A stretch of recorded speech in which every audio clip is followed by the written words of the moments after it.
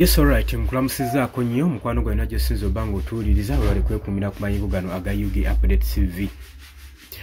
Omu ku batuuze mu Uganda awandiikidde General Muhoozi Kainerugaba CDF Chief of Defence Force ebbaluwa ku bigambibwa ku bimulumirizibwa okubanga atiisatiisa saako n'okuvumiriza eggwanga amuwandiikidde ebbaluwa nga teyeesiseemu. Oli ku UG Update TV ko sinzo bango tuliza mubali kwekumira ku mayingo gano gwe mukwano gwange ali yampuliriza. Mu bbaluwa ewandiikiddwa nga agiwandiise teyeesise namu.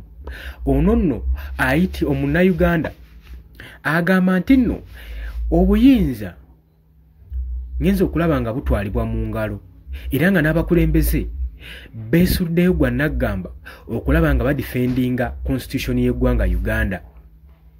Kati nno mu bbaluwa eno ey'amaanyi ewandiikiddwa mu maanyi ag'ekitalo era ng'amaze okubanga eddressingibwa ewa Chief of Defence Force General Muhoozi Kainerugaba egenze maaso n'okuniikiriza eggwanga era n'eteekawo controversy eri ba generals omugaso gwabwe guli gutya eri eggwanga naddala mu kwenyigira mu byobufuzi saako ne online behaviors n'empisa ze beeyisa ku online era n'ebigambibwa nti nno bagenda mu maaso n'okulinnyirira eddembe ly'obuntu be bamu ku bapromotinga human rights violation mu ggwanga lyattu Uganda.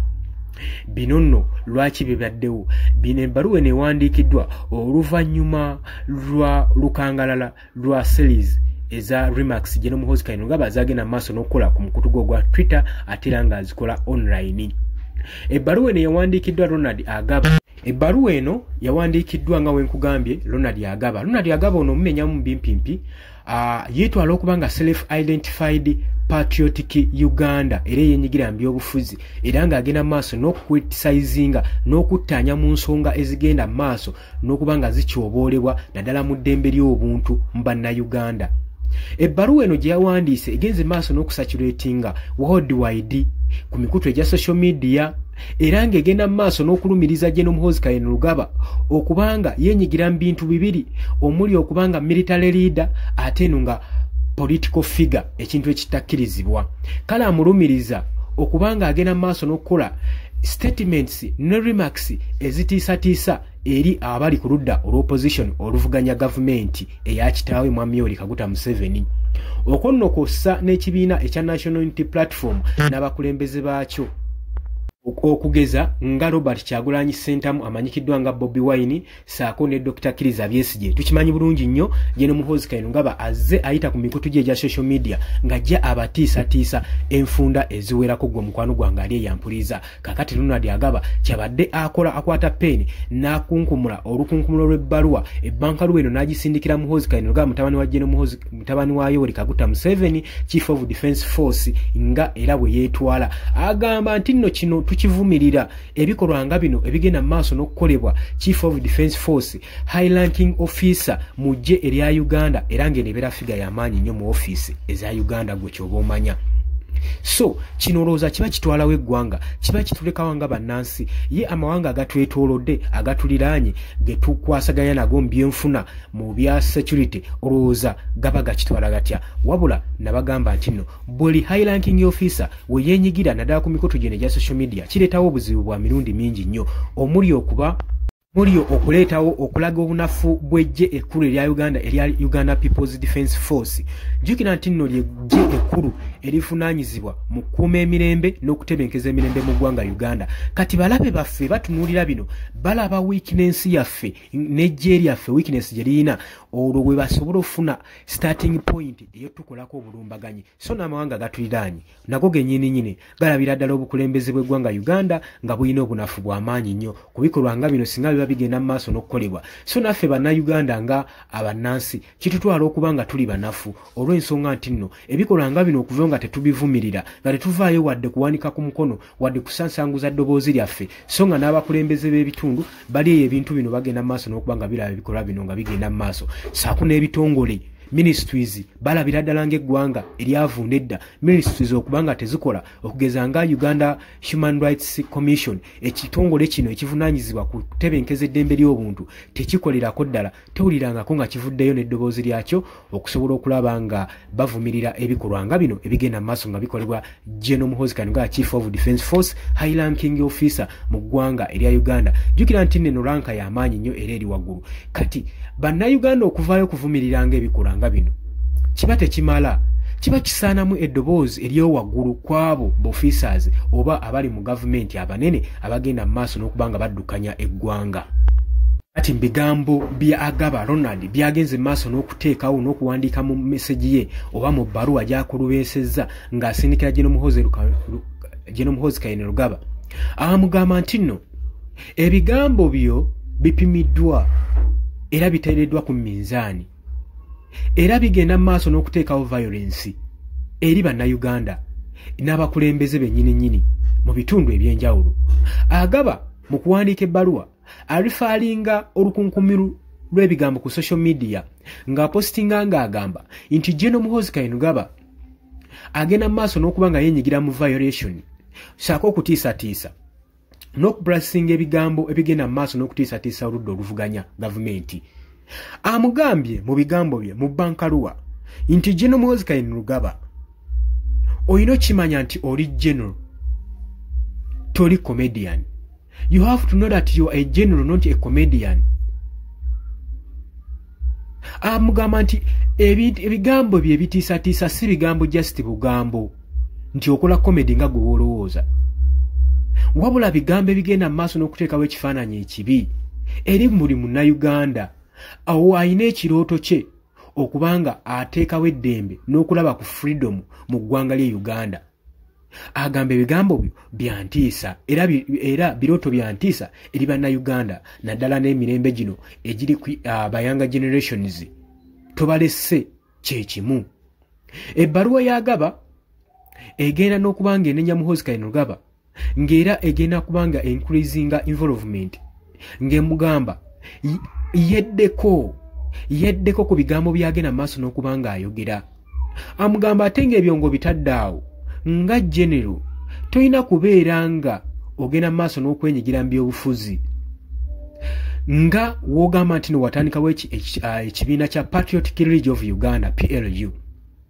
Agamba kino ekibiina kyasangibwa nga kyenyigira mu byabufuzi naye ate ng'okusinziira ndi kino kiba kivoola ssemateeka constitution providingiddwa eteddewo provisions okubanga ekugira enne military officer okubanga asavinga oba nga yengejinga nga yenyigira mu bikolwa ebya politics mu Uganda. Agamba ti ebikolwa bya General Muhoozi Kainerugaba bigenda maaso n'okuvoola constitutions naddala eyateebwa ng'egavaninga military basically. Era mu bbaluwa ye agenze maaso n'okukkaatiriza nti ebigambo bya General Muhoozi Kainerugaba n'enneeyisaaye n'empisa ze agamba ziswaza eggwanga bikolwa bya buswavu eri eggwanga lyaffe era ng'agamba bino ebigenda maaso n'okutwitingibwa saako n'okuba ng'otiisatiisa amawanga. Jjukira nti nno gye buvuddeko yagenda maaso n'okuba nga agamba abaana Kenya ng'agamba nti agenda exploringa bonna bwa foreign diplomatic agenda kuba nga abakuba mu ggwanga lyattu Uganda. Ebyo byali ebigambo bya General Muhoozi Kainerugaba Chief of Defence Force. Kakati Agaba agamba bino byonna bikola byatuswaza nga ffe eggwanga Uganda ebya Chief of Defence Force omulamba byagenda maaso n'okuba nga atwitinga era leeta eno egenda maaso n'okuba nga eteekawo okuba ekikolwa eraga ebikolwa ebiri ku General Muhoozi Kainerugaba ebyenyigidde okuba nga avumirira eddembe ly'obuntu yenyigira mu bikolwa eby'okuvumira eddembe ly'obuntu alikyoboola. Agamba gye buvuddeko emabega Muhoozi Kainerugaba yagenda mu maaso n'okunotifyinga ng'agamba Special Forces Command SFC nti lino nno SFC eno yagenda maaso n'okucunya Kakweza era ne bwenjogerera kati yawaŋŋanguka dda oluvannyuma lw'okutokyalingibwa n'okubonenezebwa n'okuteekebwako ebisago n'ebivune eby'amaanyi ekyamuviirako okubanga adduka mu ggwanga okusobola okulaba ng'afuna further treatment. Agaba agenda maaso n'okuimpolozinga Gen. Muhoozi Kainerugaba ng'agamba nti nno wandibadde weewala era weesuula ddala nnyo mu by'obufuzi n'otabiyingirira n'osobola okuba ng'ofokasinga ku magye n'osobola okuba ng'ofokasinga okubeera professionalism oteekewo enkola ey'omuggundu n'abala basobole okukulabirako mu kitongole eky'amagye. Watu Kakweza watu waagamba baluwa amugambye waati shut down your ex account for good giggalewo tuyitayo mu mirembe era step away from politics weesuule wala mu by'obufuzi.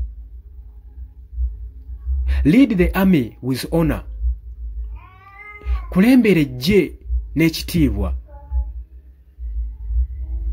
Not hatred toteekawo bukyayi. Ugandan deserves a leader who build bridge not grave. Amugamba nti bannayuganda beetaaga omukulembeze oyo azimba bridges ateekawo entindo abalala kwe banaayitira so oyo asima entaana buli kadde oyo abasimira entaana nga kyagezaako mugamba nti weddeko ku bikolwa byo. Bannayuganda beetaaga abakulembeze abagenda okuba nga bateekawo ebijjukizo banabajjukirako abagenda okuba nga bateekawo omukuliro n'okulaakulanya eggwanga lyabwe so si kujjukira tebeetaaga mukulembeze oyo eyabatuntuza eyabasimira entaana ng'ayagala baziika buziisi buli kaseera. Newankubadde Uganda People's Defence Gen. Muhoozi Kainerugaba nga ye tannaba kubeera nga officially arespondinga ku bbaluwa eno era kyakumyemu omuliro eri public okubanga waliwo ebbanja ery'okuwulira Gen. Muhoozi Kainerugaba okubeera nga military leader kyagenda okubanga addamu era nga ebigambo bya Ronald bikulaga bulungi nnyo enti byetaaga Gen. Muhoozi Kainerugaba yeesuule wala mu by'obufuzi aleme kuddamu byenyigiramu era aleke n'abakulembeze abali ku ludda olw'opposition beetaaye bavuganye kitaawe Mwami Yoweri Kaguta Museveni aleke ne bannayuganda otuukiriza ambitions zaabwe kubanga buli muntu alina ebirooto bye bibadde mu bbaluwa ya Ronald Agaba gy'awandiikidde Gen. Muhoozi Kainerugaba ku ebyo ebitagenda bulungi mu bufuzi bwe okusuulirirawo omulimu gwe ogw'amagye n'agenda maaso n'okubambira ebyobufuzi ebitamukwatako so nga ate ssemateeka mu Constitution Act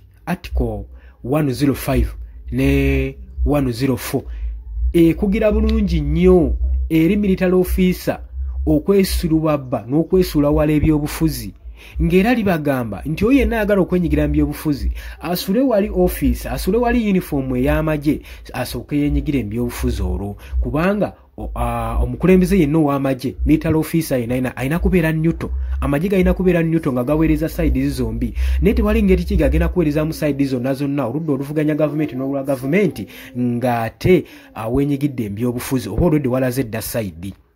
Oli ku Yugi Updates TV kubadde osinzira obanga otuwuliriza oli waddemu okujja mu comment section n'oteekawo endowooza yo okusinziira mulamwa nga ye guli. Mbagala nnyo mwebale kwekuumira ku Yugi Updates TV mweraba.